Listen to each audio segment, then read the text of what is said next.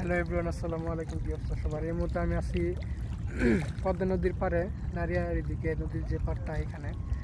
তো এখানে আসলাম ঘুরতে, শ্বশুর বাড়িতে আসছি ঘুরতে। তো এই মুহূর্তে নদীর পাড়ে আছি, নদীর পানি একদম কাছাকাছি। তো এদিকে যে পাথরগুলো থাকে, যে পাথর, এই পাথরের উপর দাঁড়িয়ে আছি। আর এদিকে দেখতে পাচ্ছেন আপনারা নদীটা, এত বড় নদী আর এত সুন্দর।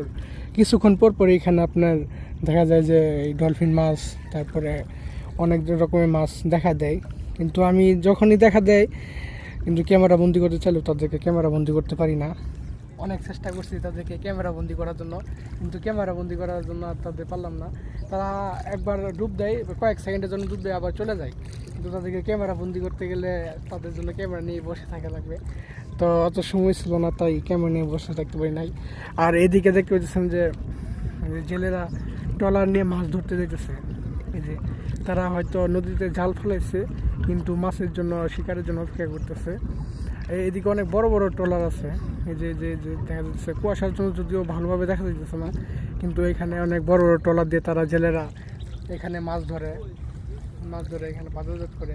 কাছেই বাজার আছে, যে আশেপাশেই বাজার আছে, তারা বাজারে মাছগুলো সাপ্লাই করে। যদি এদিকে মাছগুলো অনেক কম দামে পাওয়া যায়, তো আমাদের দিকে মাছের দাম প্রচণ্ড পরিমাণ আকাশচুম্বী একদম অবস্থা। ঠিক আছে, আকাশচুম্বী একদম অবস্থা। মাছের দাম বেশি, অনেক অনেক বেশি। তো আমার সামনে বিশাল বড় পদ্মা নদী, এই নদীর কাছে আসা আসলে অনেক ভালো লাগতেছে। আর এদিকে যে ওই দূরে একটা বড় ট্রলার যেতেছে, তারা হয়তো মাছ ধরতে যেতেছে, মাছ শিকার করতে যেতেছে। অনেক সুন্দর পরিবেশ, মোটামুটি ভালোই লাগতেছে এখানে এসে ঘুরতে। অনেক দিন যাবৎ বাসায় ছিলাম, ভাবতেছি দূরে কোথায় যাব, দূরে কোথাও যাব। তো দূরে চলে আসলাম পদ্মা নদীর পাড়ে।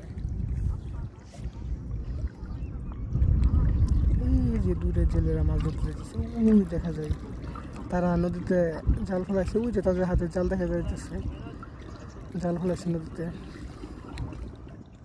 সব মিলিয়ে ভালোই লাগতেছে।